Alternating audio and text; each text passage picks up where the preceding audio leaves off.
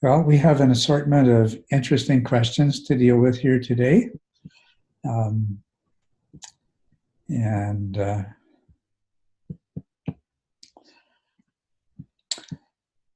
let's see.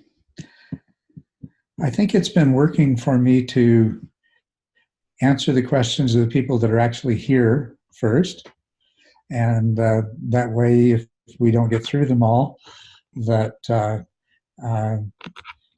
maybe the people who aren't here will be able to be here if we need to do a catch-up. So I'm going to, that's what I'll do here. And so I might need to check with you to see whether you have a question. And now, Michelle, you have a couple of questions, I know, so, and yours is the first.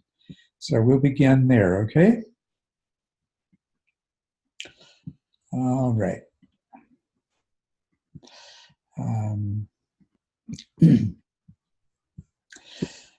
So, Michelle, what you've asked is, you said, in meditation, it occurred to me the degree to which guilt creates a strong attachment to self. Well, that's right. That's what guilt is about. Any means to resolve the guilt by way of apology or confession is an extremely selfish act. Although it can be appropriate, it is not necessarily for the other person. It is more about desiring to have things be different, to not feel badly, etc. Yes, that sure can be true. Yes. Intellectually, I can see that guilt will only fade away when it is seen through and the circumstances are allowed to be just as they occurred. Can you offer any suggestions on how to work with guilt as an aspect of craving and desire and its inherent means of clinging to self? And yes, that would be that. So you're absolutely right about guilt being a very self-centered emotion, and a much more healthy emotion would be regret or even remorse, as long as we don't think of the term remorse as being a synonym for guilt. If we treat remorse as a genuine regret for what we did, accompanied by a desire to make things right again. So, to apologize when you're just doing it to make yourself feel better is, well, it's better than doing nothing. But it's not really doing much to change the problem. It would be much better if your apology were in order to make the other person feel better. And that's what you would like to do. So the important thing is to recognize guilt. And when the guilt is present and you are recognizing the selfish nature of guilt, and that whatever you do in response to that guilt will probably be mixed. That it's partly to make you feel better, and it's partly to make the other person feel better. Now, as long as it's just to make two people feel better, there's nothing wrong with that. The only part of it is the desire to make yourself feel better. There's nothing wrong with wanting to feel better, right? But when that becomes the primary motivation, then it's not nearly as effective for you as if it were coming from a genuine place of concern for the other and compassion for yourself, rather than craving or desire. So what you're really asking is, how can we change guilt into a more wholesome feeling like regret or that kind of remorse, which is really wishing we hadn't done that because of the harm that it did. Now, I think one of the things that creates an obstacle here is that you might tend in your mind not to accept where you are, but where you are in terms of your own personal, spiritual, and meditative development it's what is. And accept that and acknowledge that. So acknowledge that you're experiencing guilt, and acknowledge that your guilt is probably due to causes and conditions. I mean, maybe you were raised in the Catholic Church or something, I don't know. but it's the guilt you feel is due to causes and conditions. What your aspiration is to create the causes and conditions for feeling compassion, regret, remorse for your actions, so that it is not self-centered emotion that's causing you to act out of craving instead of out of compassion. So go ahead, acknowledge it, accept it. Okay, I'm going to be feeling guilty until I get over feeling guilty. But in the meantime, that doesn't prevent me from feeling compassion, having empathy for how I've hurt somebody else. And that doesn't prevent me from feeling regret, right? And that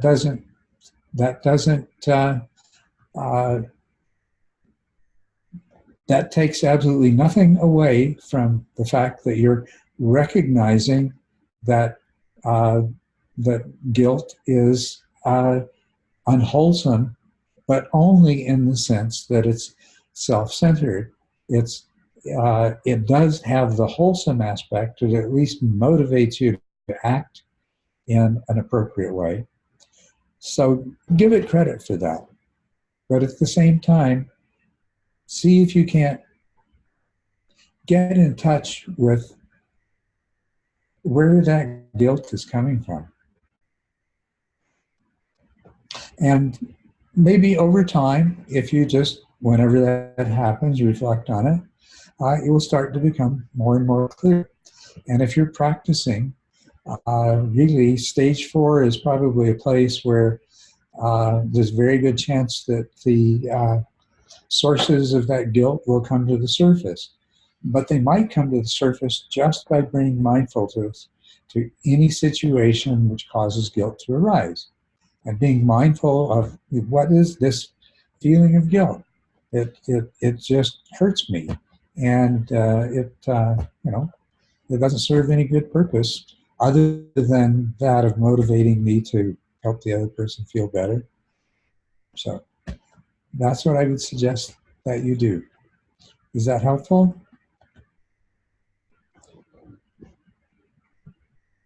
Yes, it is helpful. And I think maybe I was a little bit confused where it is more remorse than guilt. Mm-hmm. But guilt was the first word that came up.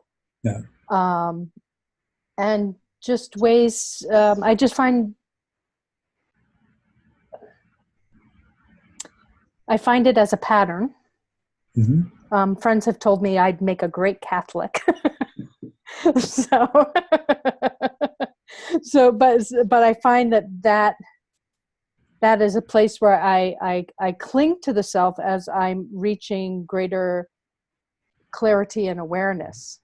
So it's definitely become a hindrance, and I kind of find it kind of linked into doubt, like doubting where I am in the path. Like, mm-hmm. Given those circumstances, am I really capable, and that's not even a good word, of encompassing everything. I mean, things over the past couple of weeks have become increasingly empty. And so I'm finding that emptiness a little challenging to integrate into daily occurrences. Now that was a later question that you asked. Yeah, about the, yeah. And So I kind of feel like I'm moving past the guilt and the remorse, and that the emptiness is what's showing up. So, well, that's good that you're feeling past the guilt and the unhealthy interpretation of remorse. And I assume, I hope it's the case, that what's arising instead is compassion. Yes. Okay, wonderful. Now, what do you mean by emptiness? There's so many different things that people can mean by emptiness. Really seeing through that there's really no substance necessarily to anything that comes about in daily activity or engagements or thoughts and languaging,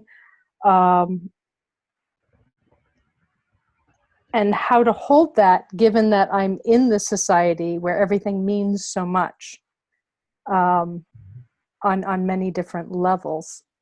So even like engaging with clients, you can see through what they're experiencing, but it's very real to them. And it's kind of like bridging the gap, so to speak. And it's not just with clients, it's with family, it's with interactions that you watch in the grocery store. Even the other day, doing a walking meditation, it became very clear. Everything that I experienced as a sensation was a reflection of myself. And in the instant that I recognized that, it all disappeared. Disappeared? Yeah, it disappeared as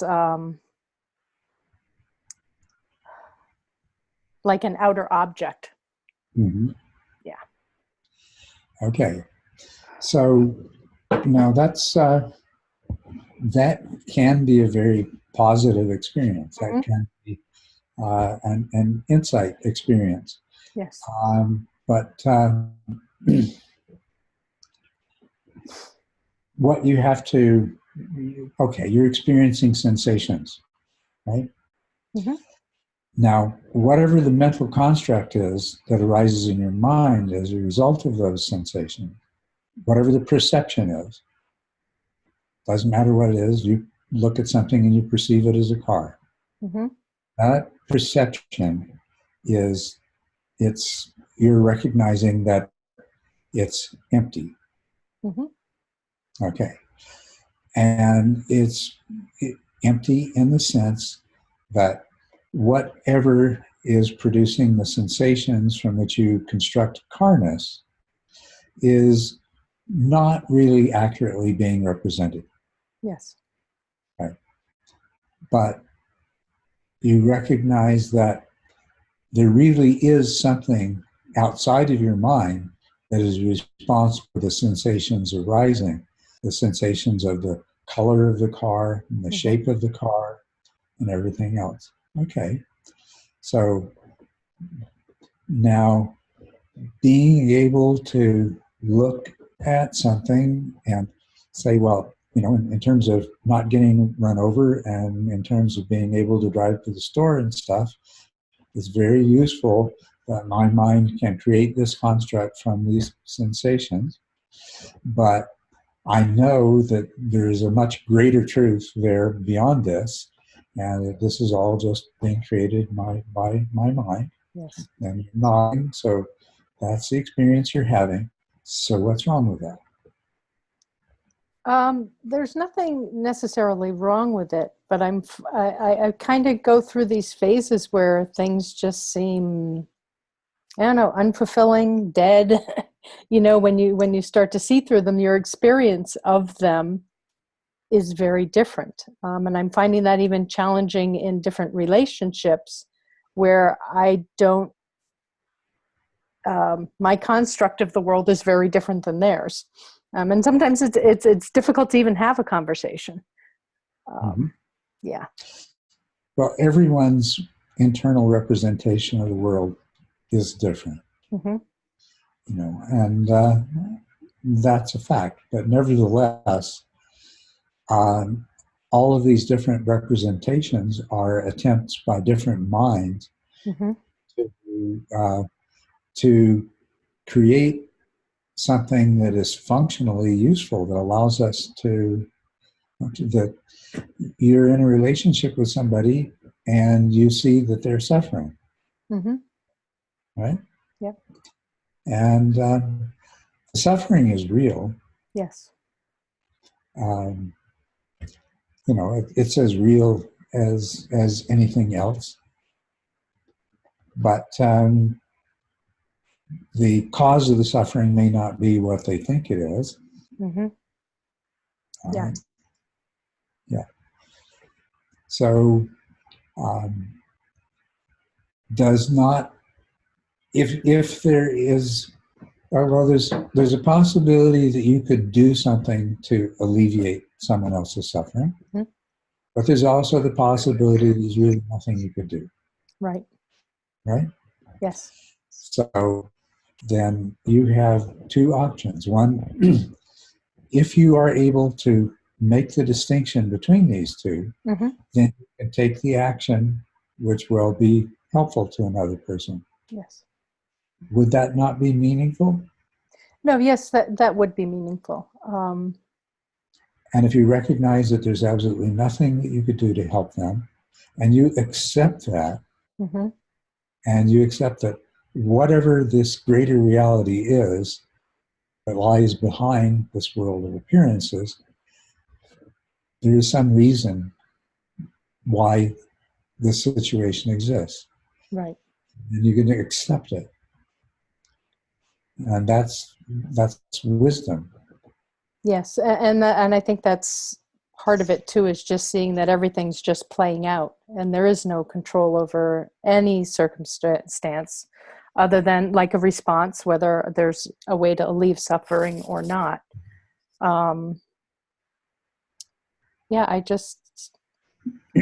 It's just been a little challenging these days, especially when you go into sits and there's complete instantaneous physical pliancy.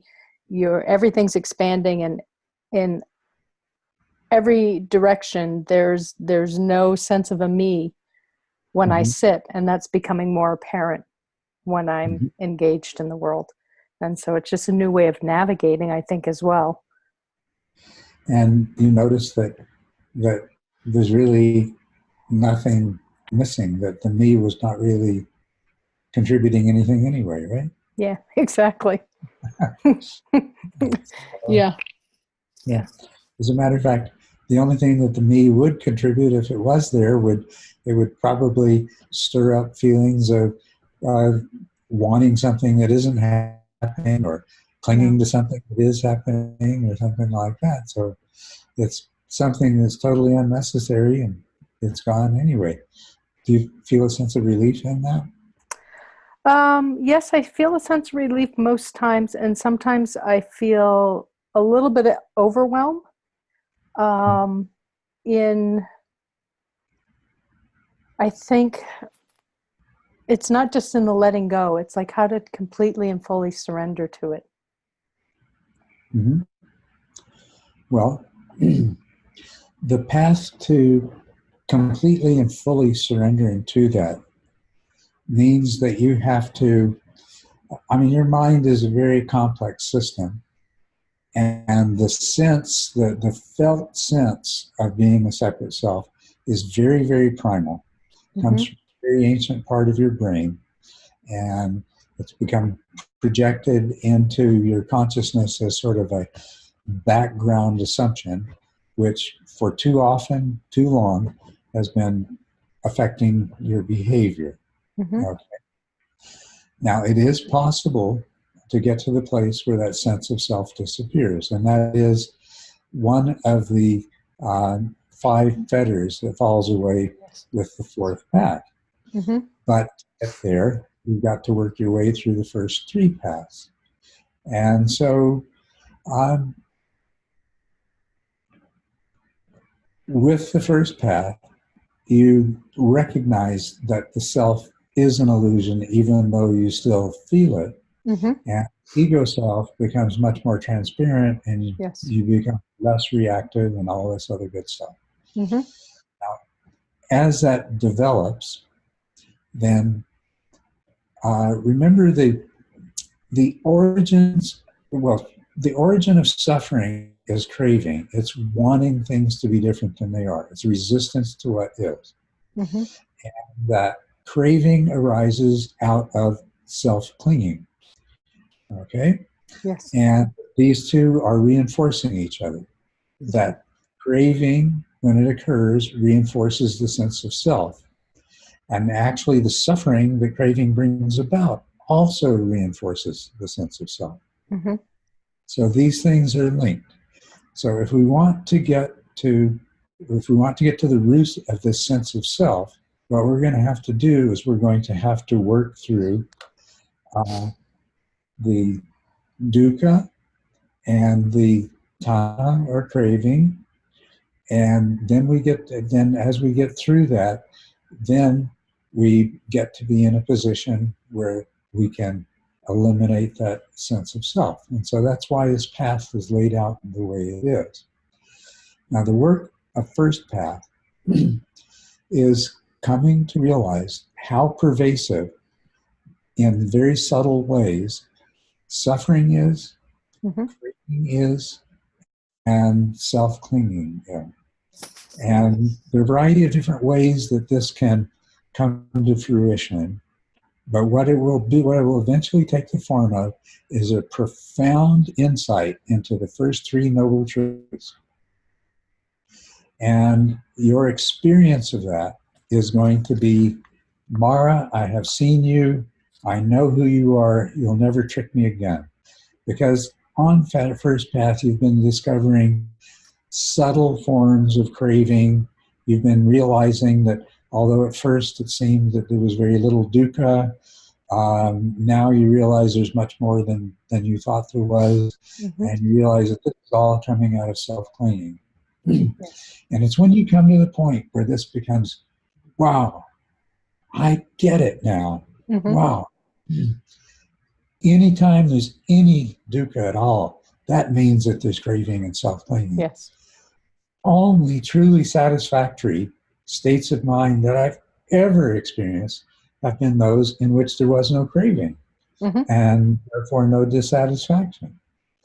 And it might also take the form of recognizing that, wow, even knowing what I know, I still realize that so much of everything that I do and think and feel is still coming from this residue of self-clinging that is there. Now, when you have that powerful insight into the first three noble truths, what's going to happen is that craving is going to lose a lot of its power over you. Yeah. And the work of second path is going to be overcoming craving for the things of the world. Pleasure, pain, gain, loss, praise, blame, fame, and obscurity, right? Mm-hmm. You get rid of those, and then you move into third path. And you have the fetters of desire and aversion for things of the sense realm have fallen away. Now we're getting closer. We're getting closer. Mm-hmm. And so what you're going to find in third path is there still remains, of course, the sense of self is still there. It's now, because of the work you've done, the craving that it gives rise to is of a different sort, and the dukkha that it gives rise to is of a different sort. It's of a subtler sort. Mm-hmm. And so, without going into the details, there is this same work to do of stage 3 that overcomes this, what I call existential dukkha, which reveals itself. It is this resistance to what is that comes from the remaining self-clinging, and it is, why does the universe have to be the way it is? Why does the world have to have so much craving or suffering in it? Yes. By this time, the insight into the interconnectedness of everything and a non-separateness of self has become strong enough that you realize that while you can trick yourself into being in a state where there seems to be no suffering, you're still suffering as long as there's suffering in the world, because you're not separate from the world, right? Yes. Very So much you're going to so. have to work through. So this is the path that it takes to get beyond this. It's to recognize the emptiness of this sense of self in a way that all the practice you've done causes your mind to work in a different way such that this sense of self no longer arises. Okay. And that's what's going to happen. So all you need to do is there are practices that are appropriate to every path, and I won't try to conjecture about what path you're on or anything else like that in a Q&A forum like this. But that's what the process involves. You can't go after the sense of self directly because it is constantly, as long as there is craving, it's being reinforced. As long as there is suffering, it's being reinforced. So it is a cycle. It's actually two interconnected closed loop cycles that are constantly supporting each other. And so you have to take the end product and the source of that, and you have to work on them to dismantle those cycles. So that's how you do it. Okay. Does that answer your question? Yeah, I think so.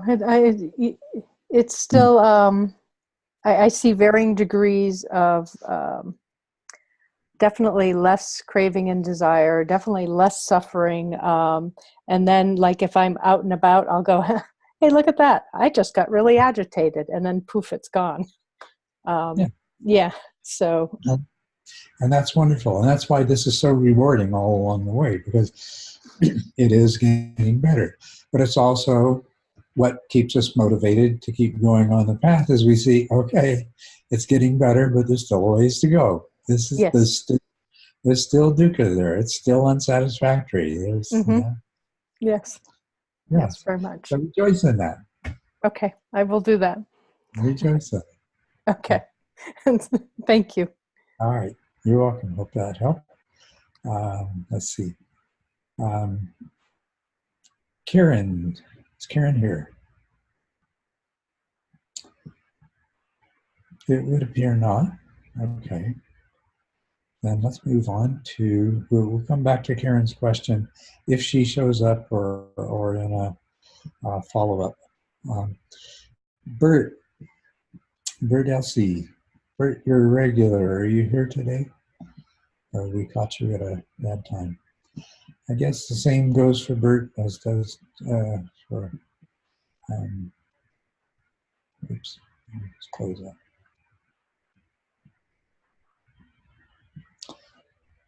Okay. Andy, are you here? Yes, I am. Ah, good. Okay, great, Andy. All right. So, Andy, you've asked. You say this is a repost of a question from a few months back, and if I guess we must have missed it on a follow-up or something, but glad we got it now. And you are most welcome. I'm glad that TMI is of value to you. You say, I've been meditating for years intermittently and making no progress, but your book has given me a new understanding and really helped. I feel like I'm getting stuck on the first step of the gradual 4-step transition to the meditation object. When I let my attention wander, and it's a quiet room, I pretty much slip into dullness, fall asleep without realizing it. I modified it to have some nature sounds like waves or birds singing in the background, and this works better as it gives my peripheral awareness something tangible to be aware of. How important is the first step of the gradual 4-step transition, and how do I tell when I can move on from step 1 to step 2 and so forth? As you instructed, I really want to get the foundation down, so I'm willing to stick with it diligently. If this is a key step, any suggestions? Okay, Andy, well, first of all, what you have discovered is one of the advantages of meditating in an environment that isn't completely silent. I mean, I know some people who have built cubicles for themselves that are soundproof and completely dark and things like that, thinking that was going to help their meditation. But so anyway, and you find that it helps to create an artificial sense of sounds and things like that. What the important thing about this four-step transition is it plays a number of roles. One of the things is that you're learning to clarify the distinction between attention and awareness. And another thing is you're learning to recognize much more clearly and perhaps gain a little bit of insight into how attention works, that it is under volitional control, that you can intentionally move it from one place to another, but it is not completely under intentional control, and that that spontaneous movements of attention are something that has become highly normal. That when we're task-oriented, then we intentionally direct attention. But most of the time, our attention is moving on its own, and it's moving in a process. It's either attracted to something that is either taken as being beneficial or harmful, in other words, an object of desire or aversion, or else it's in search of something that is potentially interesting in that sense. And so the context that we're putting this exercise of deliberately moving attention and then observing how attention functions spontaneously, while at the same time practicing sustaining awareness. The context of this is in going through a series of stages where we simply narrow the scope of a field in which we allow attention to move, either intentionally or spontaneously, while training ourselves not to lose the awareness associated with the broader scope. So as to, is this first step essential? I would say no, it's not. It is very beneficial for the majority of people because it's very natural. All you're really doing in this first step is secluding yourself from past and future thoughts or thoughts about things that are going on somewhere else that have nothing to do with the present. So bottom line, first step is just coming into the presence.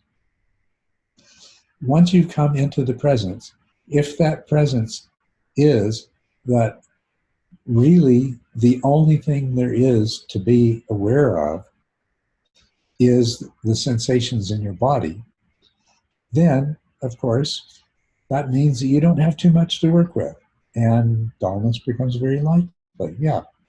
So just when you have that realization that there's not too many things I can direct attention to other than the sensations in my body, and there's not a whole lot for me to be aware of either, except that you can be aware of the absence of sounds.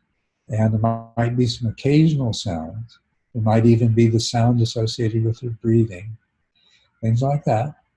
But when you realize that there's not a lot to work with in terms of attention and awareness, then yes, go to the body, because the body's filled with sensation. And that's no problem at all. And I'm assuming, and you can tell me whether this is true or not, when you go to the second step, that dullness isn't a problem, and you can practice intentionally paying attention to different sensations, and you can practice just watching how attention moves spontaneously to whatever is a stronger or more unique or, whatever sensation in your body has some greater appeal or interest. So am I correct in assuming that when you get to the second stage, you're okay?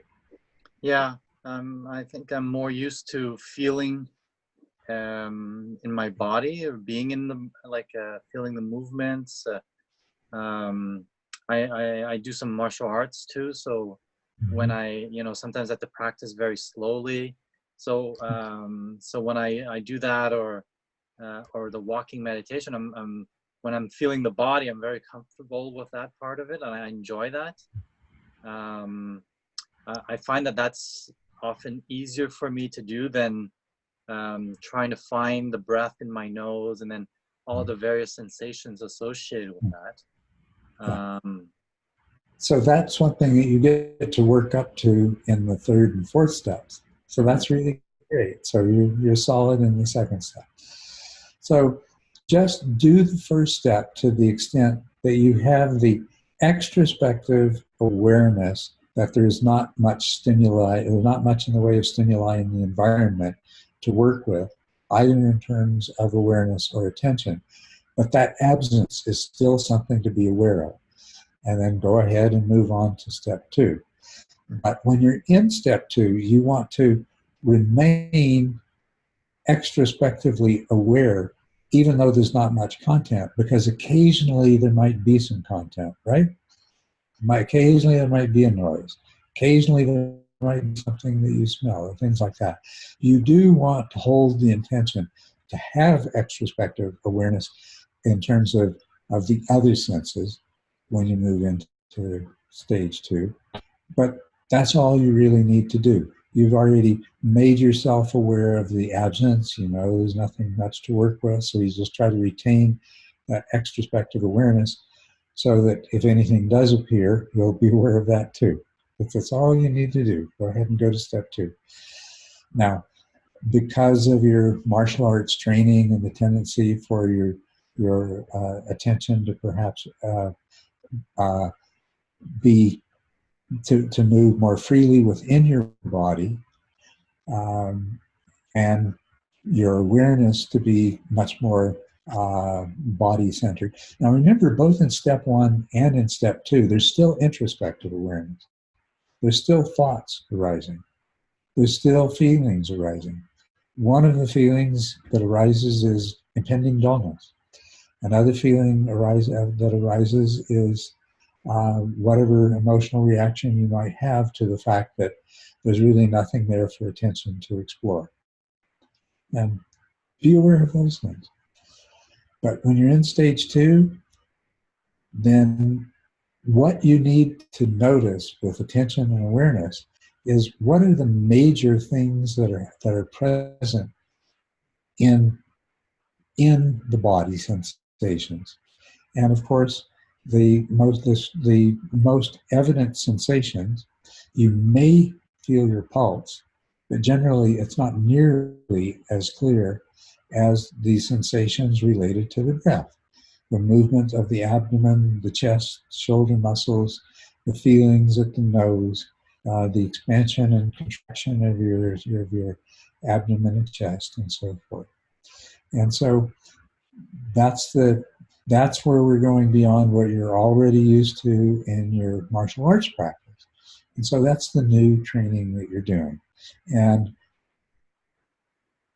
so you want to stay aware of the entire body. You're not going to change that, but now you're just going to limit the scope of attention a little more.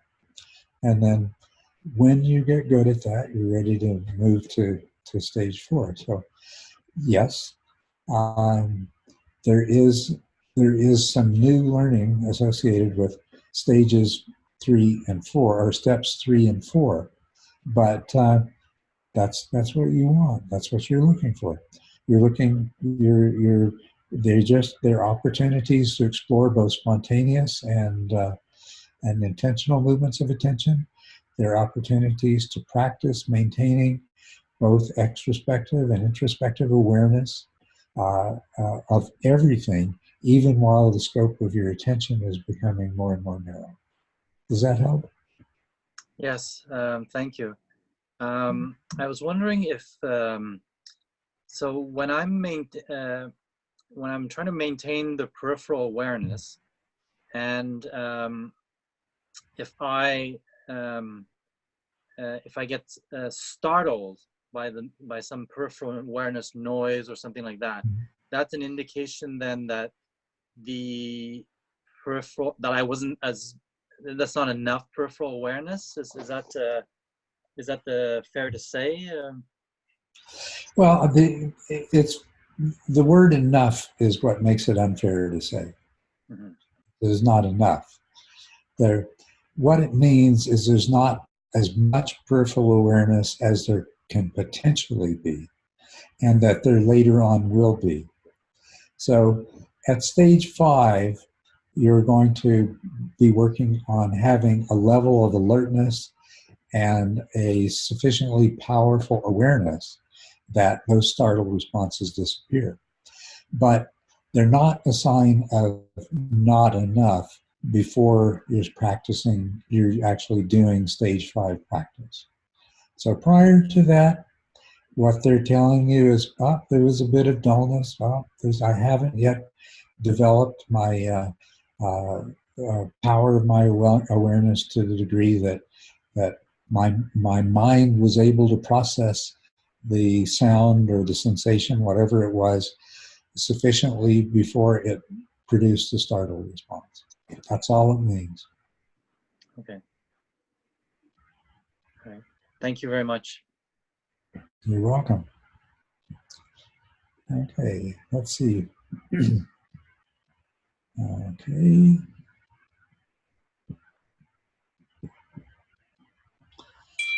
Michelle's second question, I think we've already answered. Gabrielle, is Gabrielle here? Yes, there you are. Yeah, hello. Hi, good to see you. Okay. All right. Let's look at your question here. I have only recently noticed that when practicing stage 4 to 6, I was blocking my thoughts. I did let them come, but not let them be. But I did not know that I was doing, and it was very draining and a big source of anxiety. Attention without awareness puts too much feeling of control as I have to do with everything. And this paradox is not nice. Yeah, I would agree with that, yes. Not to mention what people were saying. When this happened in practice, I thought I was re-engaging with the breath, but actually I think I was not. It only felt like so. I'm afraid that I need you to elaborate on this a little bit. In what sense did you think you were re-engaging with the breath, but now you believe that you were not? It's really hard to say. It sounds like I was conflicting with two intentions, like one was to block and the other to stay with the breath, but I couldn't have two objects at the same time. Well, yeah, that's right. Your attention would have been moving, and and what you is one of the things that is important to keep in mind is that when you try to suppress something, you're actually giving it more energy in which to resist that attempt. So it sounds to me like you've already recognized what the problem is, and maybe you just need a little bit of encouragement to act on that. To when those thoughts arise, let them be. Don't do anything about the thought. The only thing to do something about is to reinforce that intention to actually be following the breath. And so what the easiest way to do that is to try to be aware of the different sensations that are occurring as a result of the breath. Bring more focus on the actual sensations, on what's there. And that will allow you to just let the thought be there. And there may be attention alternating with this. It may be a subtle distraction, or it may even be a gross distraction. But that's all right.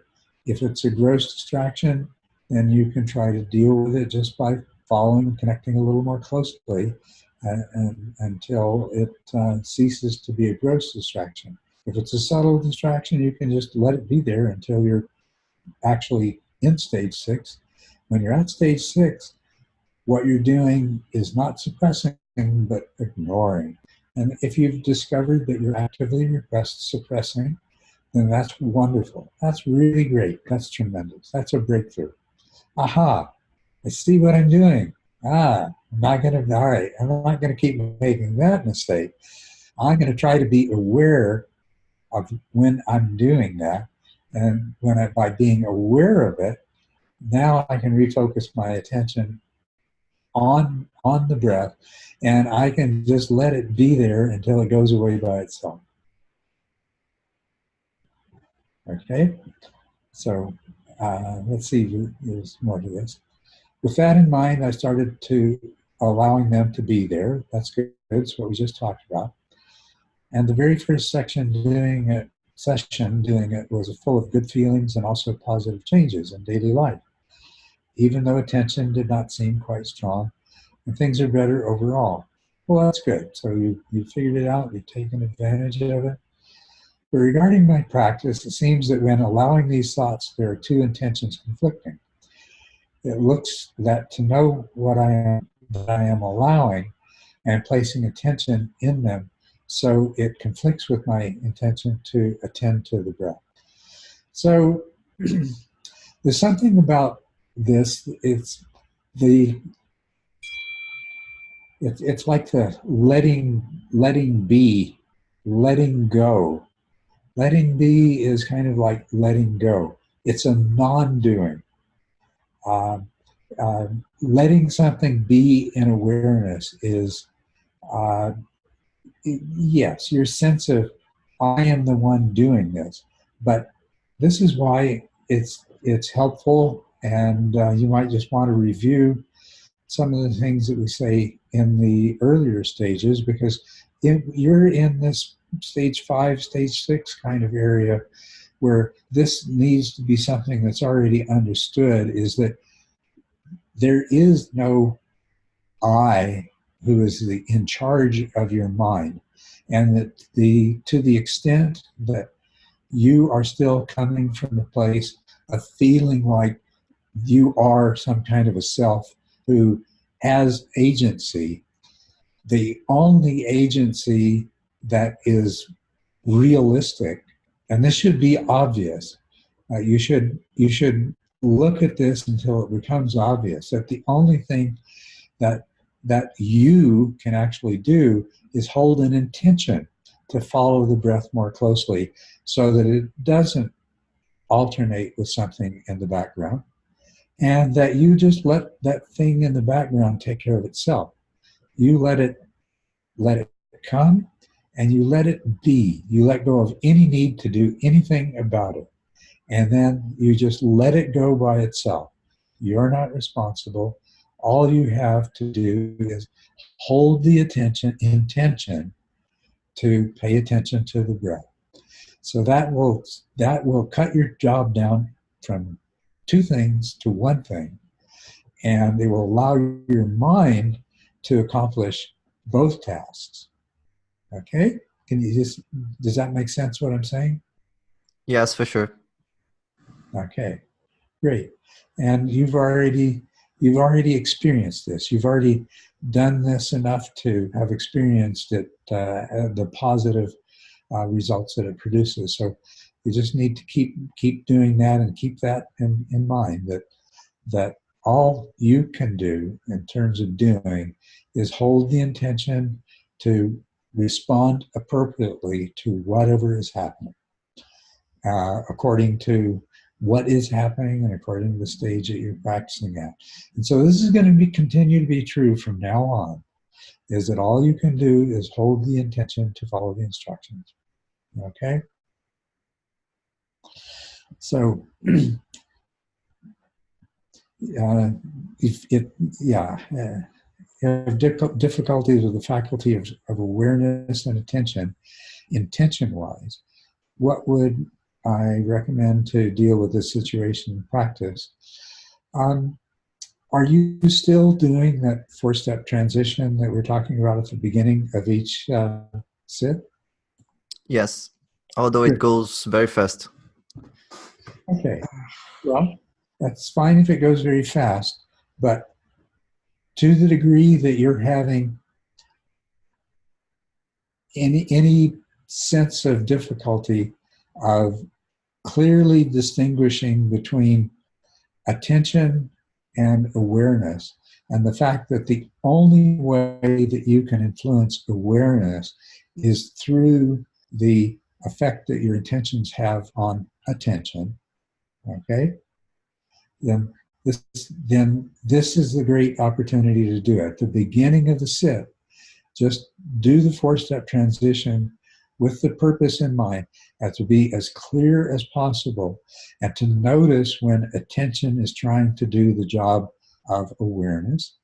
If attention is trying to you want to remain aware in step 2 of all of the sensations in your body, is your attention, when you're intentionally directing it to your foot, for example, is your attention trying to support awareness? And if it is, you just recognize that it's doing that, and you realize that it didn't need to do that. You just have the conscious experience that, well, I already knew that other sensation was there in awareness before my attention went to it. And when I bring my attention back to my foot, it's still there. So attention doesn't need to chase after objects of awareness anymore. So use that 4-step transition, and then go to whatever stage of practice that you would go to. But just take that opportunity at the beginning to tune in to the distinction, and to be able to recognize, particularly to be aware of whenever attention is trying to do awareness, the job of awareness. Okay? All right. You're telling me to realize that before attention moved to the object, my awareness was already there. Yeah, your awareness is something's already. The thing is, at some point, your mind's going to become clear enough that you're going to recognize this. It's impossible to pay attention to something until after it's arisen in the field of conscious awareness. Yeah. Okay. Awareness is primary. Attention is secondary. Attention is something that evolved later to isolate aspects of awareness and zoom in on them. Yeah. Okay? So it had to be an awareness, or you could never have paid attention to it. All right. And when your attention goes back, it will pass from awareness, but eventually. But most of the time, just moving your attention away from it by itself doesn't cause it to disappear from awareness. Yeah, that's true. Yeah. Okay, wonderful. Good. Thank you very much. You're most welcome. Glad I could help. Yeah. Okay. Jarda. Yes, I'm here. Okay. Hi, Jarda. All right. Let's see. Hi, Jarda. Hi. I'm practicing around stage 6 for some time, but seem to be struggling with metacognitive introspective awareness. While my plain old introspective awareness is relatively strong, and I'm aware of most of my thoughts before they have a chance to turn into gross distractions, it's still very much awareness of the content of my thoughts. I don't seem to be consistently able to be aware of just a thought arising without knowing its content, or indeed activities of mind in general. I'm trying to hold the intention to observe states and activities of my mind, but maybe I'm doing it wrong. Any tips on strengthening metacognitive introspective awareness? Is the intention key, or are there other tricks? And so, as with everything, intention is key. Now, in this particular situation, what is the intention? The intention is actually to have a more complete introspective awareness. And now, there's 2 things that determine how clearly you perceive the content of those things that are in awareness. One of them is the power of awareness itself and the kind of objects. So an object that is really super familiar, and that includes a thought that has just been held repeatedly over and over and over again. When it arises in awareness, the content is going to be more evident in awareness than it would be if it were a more relatively novel thought. And I say relatively just because, but do you see the distinction I'm making? In terms of, if, say, a sound is present in awareness. Now, if you are used, and let's say it's the sound of a bird, if you are used to specifically paying attention to the sounds of birds, it's going to be more fully recognized in awareness. If you're somebody who has learned to distinguish between the sound of a cardinal as compared to the sound of a mockingbird, for example, or an oriole, then even that knowledge may be a part of your awareness. Okay?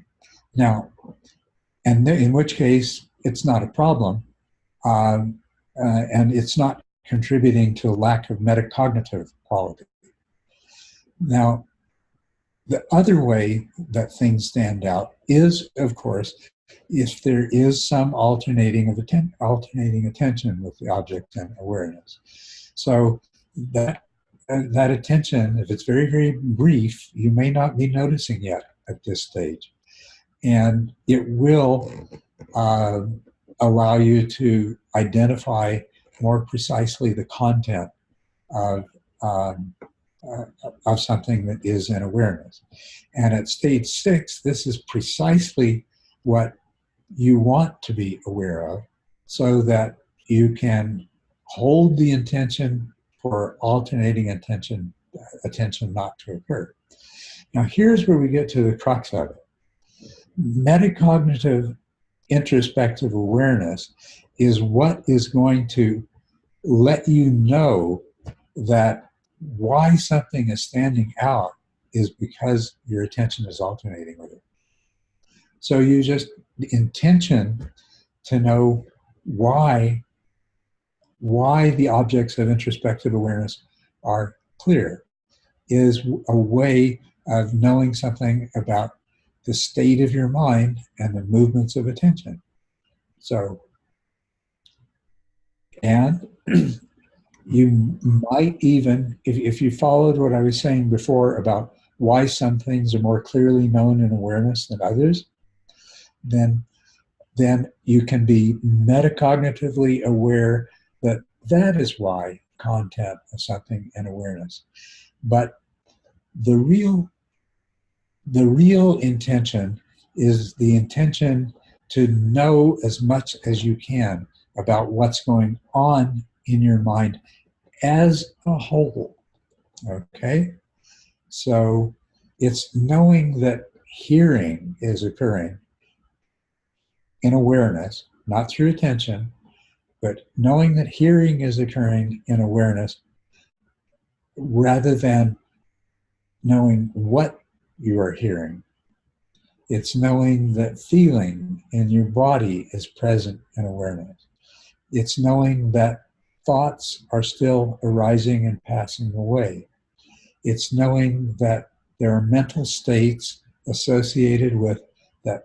That very thought may be the thought that, well, I don't have much metacognitive awareness right now. It's just knowing that that thought is arising and passing away. And that becomes more and more metacognitive on its own. The more you expand awareness without diminishing the focus of your attention. And in stage 6, the focus of your attention, your attention is to be exclusive. So you're relying on awareness to inform you about the slightest movements of attention that are taking place, or the slightest tendency for your scope of attention to increase, to encompass more, and things like that. So holding that intention is what is actually going to result in increased metacognitive introspective awareness. At its root, it's not that different than back in stage 3, where you're trying to develop more introspective awareness, where the holding the intention to be aware of when the attention was alternating with something that was likely to cause you to forget. This is just an extension of that same process. You see that? Now, the purpose behind the intention in stage 3 was to notice when something was getting enough attention to cause you to forget. The intention in stage 4 is to notice any movements of attention at all. And in order to do that, you need to have a broader, fuller, stronger awareness. Yeah, thank you. That answers my question, I think. It just felt like I am at a stage 6 for a long time, and it's not doing very much. Well, there's a possibility that you may be holding yourself back. You may. What is the reason? What are you experiencing with your stage 6 practice? So what I am experiencing with my stage 6 practice, so I still get subtle distractions. So I don't think I am holding myself back. So what's happening with my practice is basically I am focused on the breath, and then some thought comes, and I don't catch the thought at the moment where it starts appearing. I just see the thought as I'm thinking, oh, now I should think what I'm gonna have for lunch. So it might be that you need to just regard these as gross distractions and practice with them with that in mind. It's still going to increase the power of your mindfulness, but it may be that you manage to get past stage 4 without quite having learned to identify those movements of attention as clearly as you potentially could. And now you're trying to do a practice that is showing you the limits of what you've done before. But it's not that different. And so it's just applying the same principles to strengthen that and reinforce it. Are you using the body scan? And do you find that the body scan helps to keep attention focused? I am using full body breathing actually at stage 6. And so you use whole body breathing, yes. And it helps sometimes, but it doesn't always help. Okay. Well, what I would, when you say it helps sometimes, but it doesn't always help. Now, is it the case that when you start doing it, it helps, but if you keep doing it too long, it no longer helps anymore? Yes, kind of. Okay, good. What I want you to do then is do the whole body breathing as long as it helps, and then before you get to the point where it stops helping so much, go back to the sensations of the breath at the nose and keep doing the same thing there and until that loses its the degree of exclusivity that you've got. Then go back to the whole body, experiencing the whole body with the breath.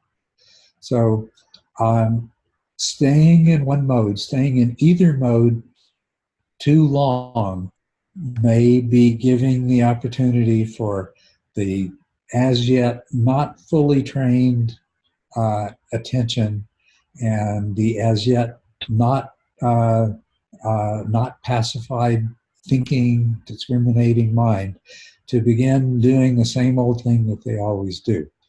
And by switching up on them every time you sense that you're approaching the place where they might start doing their own thing again, you stay one step ahead of them. And you'll probably find that you can go longer in both states. And that's, of course, what you want. And both involve awareness. And so I think that going back and forth is also going to help you. You'll notice your awareness becoming more metacognitive as a process of that. Because your intention here is to notice when you're beginning to lose whatever degree of exclusivity that you have been able to achieve. And that is a metacognitive function. Okay, thank you. That's. You feel like you have something to work with now? Yeah, definitely. I have something to work with now. Yeah, that's Thank great. you. Absolutely wonderful. It's what I was hoping for. Okay. Jeffrey Stevens.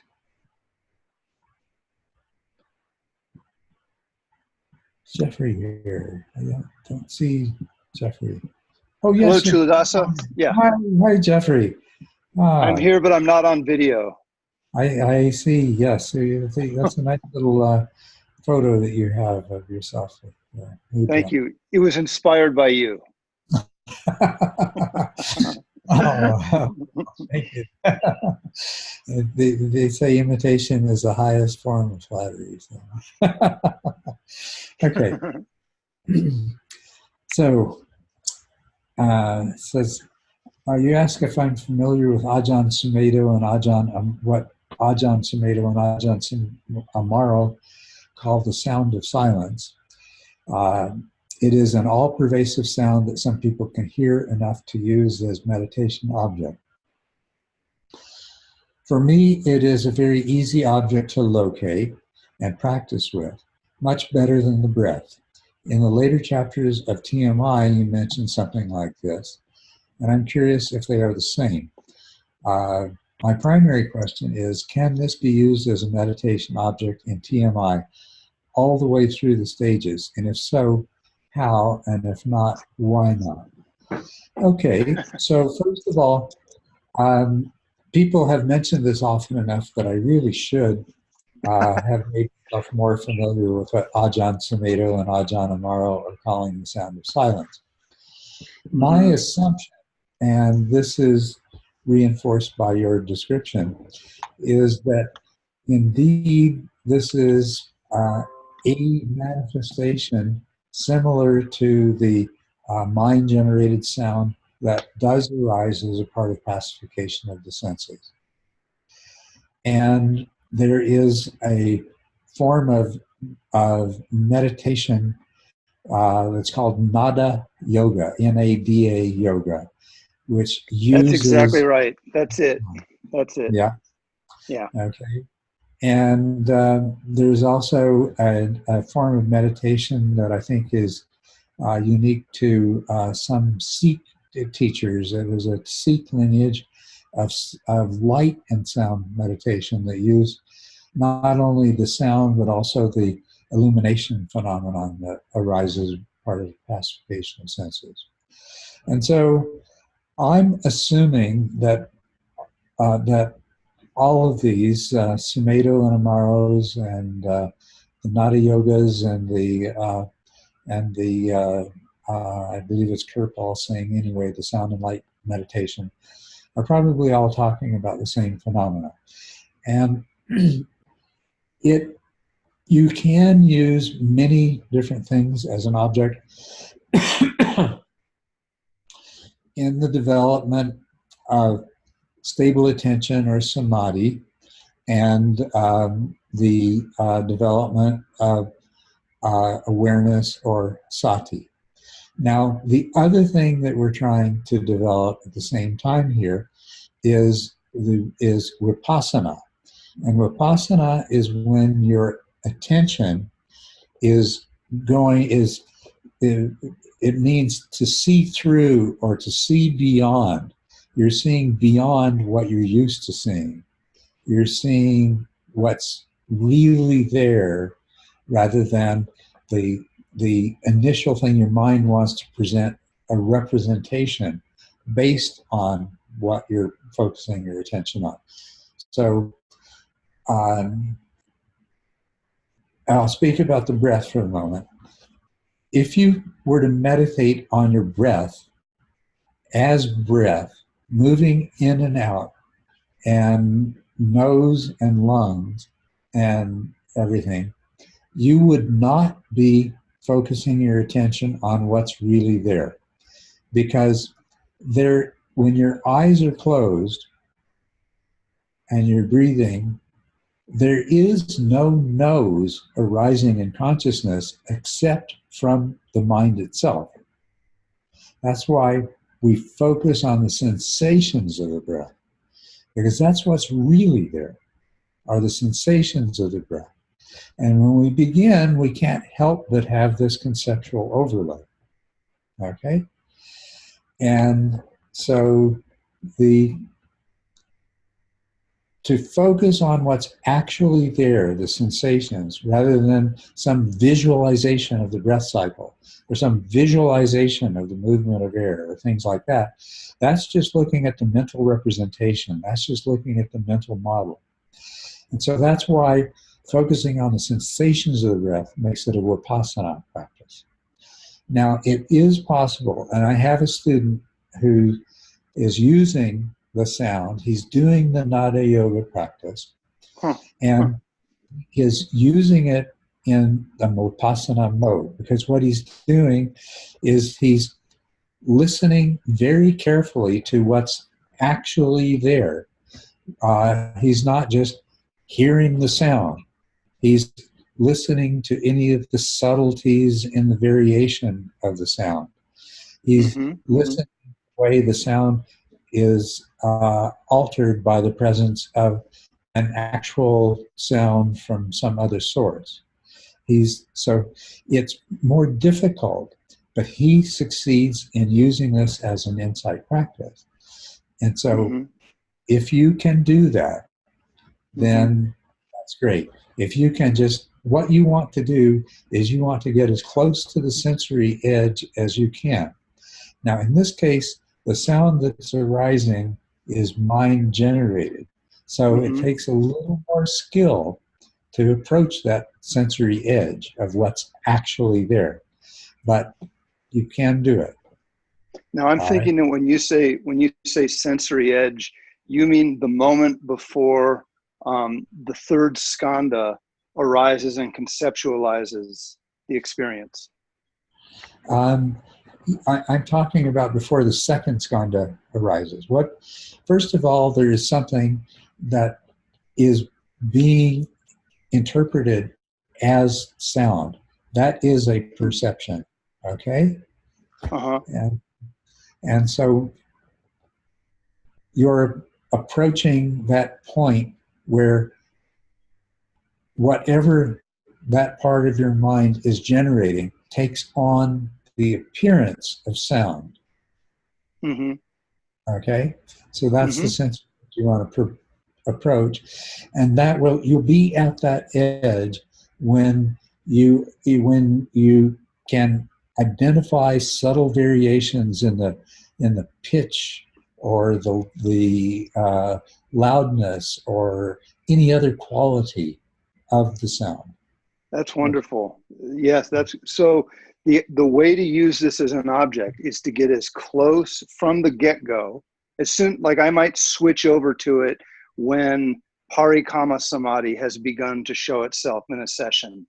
I might then switch over to the sound.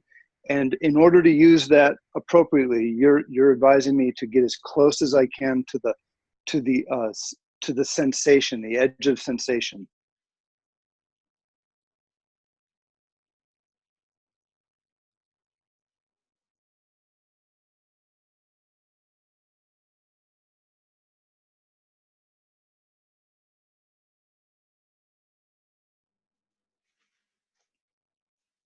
Uh-oh. I think I lost you. Yeah, the connection's been a little bit spotty. It's not you, it's probably Chuladasa's connection. Oh, okay. Thank you, a voice from the heavens.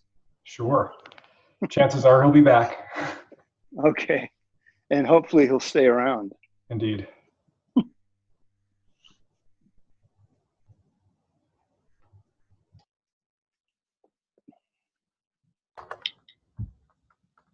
Culadasa, you're muted. Okay, yes. I can you remember what you were saying when my internet connection failed? Yeah, so you told me that so for me, I want to use this nada, this sound. Mhm. Usually, say I'm in a session and I'm easily, say at the third stage or the beginning of the fourth stage. Well, by that point, this sound is so loud that it takes effort to ignore it. And I've learned recently that a lot of people don't ignore it. They just use it as an object. And just like your student who's using it as an object of insight, it easily transfers into that. So I wanted to give it a try, and it's been very good so far, but I really wanted to understand your take on it. And what I'm hearing you say is to direct my attention to the sensory edge. That's what I think you said. That's exactly what I said. And if I could, just a minor correction. There's been a long-standing misunderstanding. Vipassana does not mean insight. Okay, so it's not an insight practice. Okay. It's a Vipassana. Oh, okay. Okay. Terrific. Yeah, I'm with you on that. It's using attention in that Vipassana way that, in combination with mindfulness and stability of attention, gives rise to insight. Okay, insight Thank you is for that. Yeah. Vipassana. But anyway, yes, you're right. Now, okay. Like with the breath, you can follow the breath. You can connect. You can become. You can use your awareness and your attention simultaneously to recognize what Buddha always treated as a starting point. When he was describing meditation, he would say, when he breathes in a long breath, he knows he breathes in long. When he breathes in short, he knows he breathes in short, so on and so forth. So this is at the level of following and connecting. And it is describing using attention in that insight mode, right? You're knowing what's exactly what there. You're not just saying, oh yeah, that's the breath. Oh yeah, it's the breath. You're saying that the pause between the in and the out breath is longer or shorter and things like that. But and now with so you need to use the sound in a similar way, and that's that sensory edge. I think you got the message there. When you get into stage 5, have you tried stage 5 practices, the body scanning at all? I haven't tried the stage 5 practices that you have taught. I will. I've certainly experienced that, that level of practice before, and I've done something very similar, where in order to boot up introspective awareness, I've just been aware of every little detail of arising and dissolving, like in an all-pervasive way. So it probably was an attempt to do the same thing that the body scan does, but I'll try the body scan. Well, when you're doing the body scan, the same principle applies. That what you're doing is you're looking at something that you've looked at many times before. For example, you're focusing your attention on your hand, and you're looking for sensations that you have never seen before. And even if you don't find sensations that are related to the breath, you're going to be looking at the sensations that are there in a much more real way. So once again, you're approaching that sensory edge. What is really being presented to consciousness? Get these preconceived notions, let these concepts fall away. I want to see what's really happening. And what that will give rise to in stage 6 is the spontaneous appearance of the acquired sign, where if you're focusing on the breath, you're just going to see individual sensations arising and passing away. And there's going to be no concept of nose or air or in or out or anything else associated with it. That's the acquired sign? That is the acquired sign. Yes. That is the acquired sign. The rising, seeing the arising and passing away of one sensation at a time. Now, there is something similar. You could, by that point, you'll probably find that you could switch to a number of different things and do that. You can do that with the nada sound as well, because what will happen is if you've successfully practiced using your attention in this way, penetrating through any conceptualized expectations, what's going to happen is what was a continuous sound is going to break up into a series of individual sounds, each a little bit different than the other, that make up what you had seen before as a fluctuation in intensity or pitch or whatever. You're going to see that it's going to like become digitized, right? Wow. And so it's like you're hearing overtones at the same time, not sequentially. Yes, that's right. That's right. Okay. So that will let you know that you're on track. So you can use the sound, and it's no problem, as long as you know what your objective is, what you know the end is. What you want to arrive at is apana samadhi, that effortless stability of attention, which can become kanika samadhi, where you can actually move attention around and investigate things. You want the quality of your attention to be in the vipassana mode, the seeing through, the seeing into mode, and you want to have very powerful metacognitive introspective awareness, because information is being transferred back and forth between attention and awareness. And this is where awareness recognizes the anomalies and puts them together into a pattern that becomes the insight. Aha. So make sure they're all there. Okay. Yeah. Well, Culadasa, thank you so much, and happy Father's Day to you. Hey, and happy Father's Day to you and all of the other fathers who are present with us. Okay, I appreciate it. A million thank yous. Yeah, you're most welcome. Most welcome. Let's see. Dermot. Is Dermot here with us today?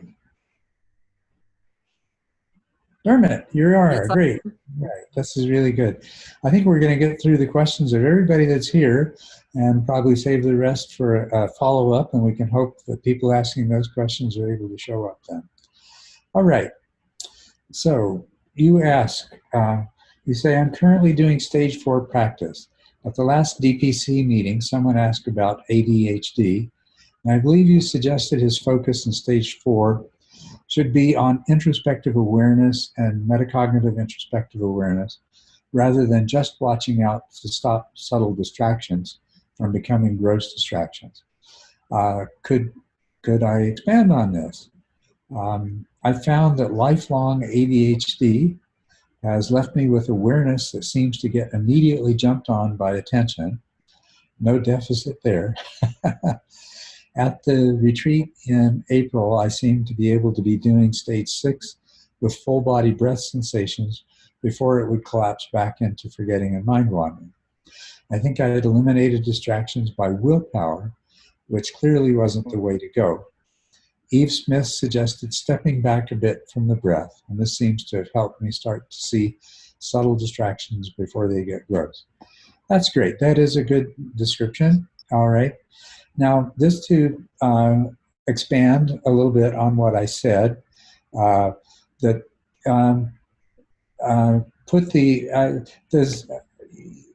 let's see, you say,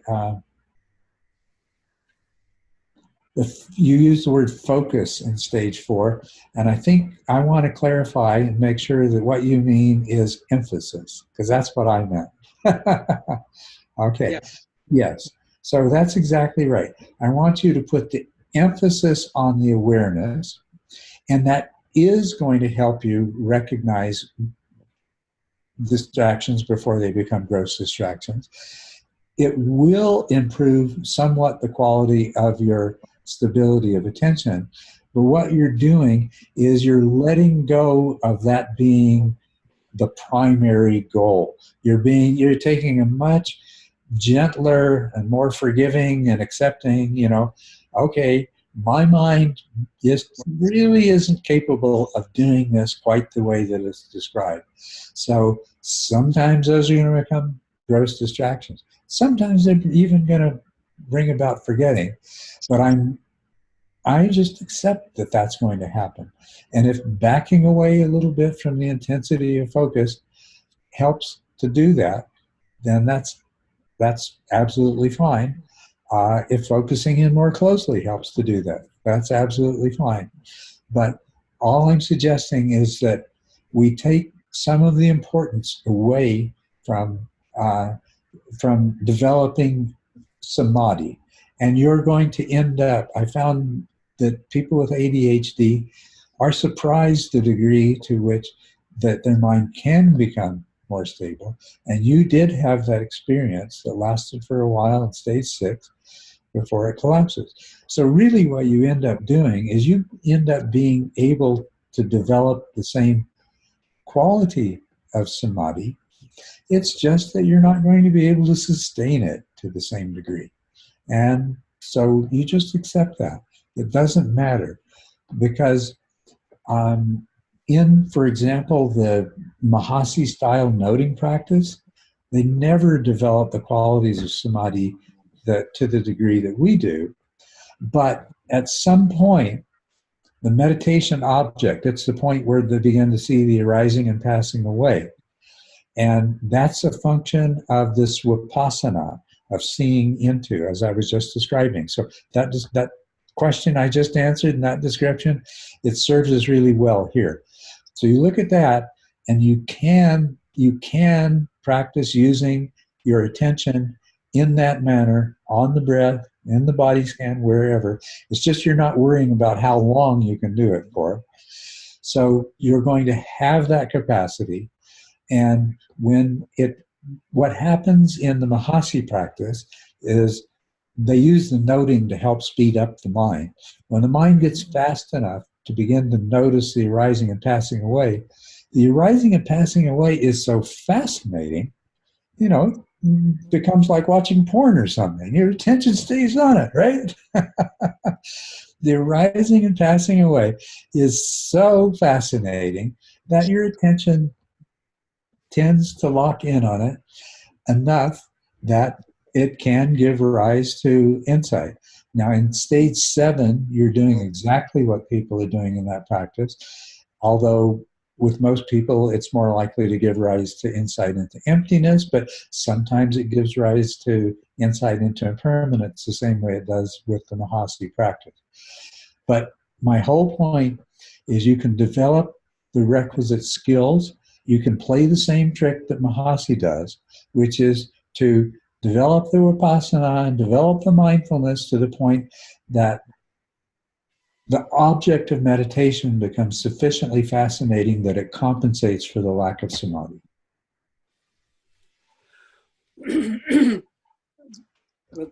So when, if I'm watching the breath and I can sense the thoughts coming up and now, which I've not noticed before, and I don't necessarily even know the content sometimes, go back to the breath. As you say, I haven't made the 10 minutes again. So you're saying not to worry about that. When would I then start to do other go back to the body scanning and the breath sensations in the body? Well, what you want to do is to keep in mind what the primary purpose is at each stage.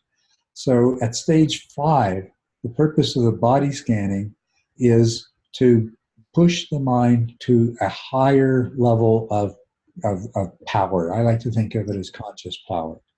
So you're asking much more of the mind than you have been doing up to then, because you're asking the mind to maintain this powerful awareness while actually looking for something that it's never seen before. And so that is the end result that you're after. And it's really independent of how long your attention can stay focused. So that you want to use the body scanning in the stage 5 mode until you have the consistent experience of your mind being clearer, sharper, more alert, your awareness being more powerful, your attention being more penetrating. Maybe you, no matter whether you've discerned sensations that change with the breath or not, you're discerning the sensations that are there much more clearly than before. You've achieved the goal. Then you go to stage 6, and our goal there is to reduce the amount of rapid fluctuations of attention and to make attention more stable. So if you can make it more stable for 1 minute, 5 minutes, 10 minutes, whatever, you're accomplishing the goal. And so in terms of when to move on, I would say when you get to the place where you can consistently, at every sit, have intervals of stability associated with metacognitive introspective awareness that last whatever turns out to be, your kind of best at that level, whether it's 10 minutes at a time, 5 minutes at a time, whatever it is. Then you can go ahead and start doing the practices of stage 5 and see if you can't bring yourself to a greater degree of effortless stability. So that means that your intervals of stability may only be 10 minutes long, or may only be 5 minutes long, but they actually become effortless. And when you lose it, let's say you forget, when you come back, you're back in there, and you can just effortlessly sustain it. And now you're in stage 8. So what you're almost describing there's a kind of working on about 3 or 4 stages at the same time. Yes, exactly. I find when I'm focusing on the stage 4 practice, I'm very aware of the breath sensations at the tips of my ears or my hands. Yes. They're just there. Mm-hmm. I realized that if I try to become aware of too much of my body, it would tend to collapse everything. So I just let it do it. Yeah, keep in mind the difference between the end and the means. If you can hold the whole body in consciousness at once, that's great. But if you achieve the end, the purpose, if you can sustain a higher level, if not only a higher level of conscious power, but a continuously, gradually increasing level of conscious power throughout a sit, you've achieved the goal of that practice. Okay? Thank you very much. You're most welcome. Mm-hmm. And thank you all for coming here today and for your questions. And I guess, Ted, we'll have to schedule a follow-up. Just a quick question before I go. Those of you who are here, this is a weekend, and are you here primarily because it's a weekend, or would you have been here if it had been on a weekday? So Michelle and Andy are kind of saying that okay, but it sounds like the majority of you would have been here if it was on a weekday too. So okay. Yeah, I can. I'm pretty busy working in the week.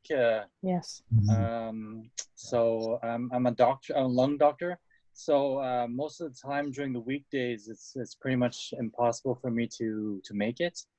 The weekends I have a shot. Okay. Yes. All right. Same here.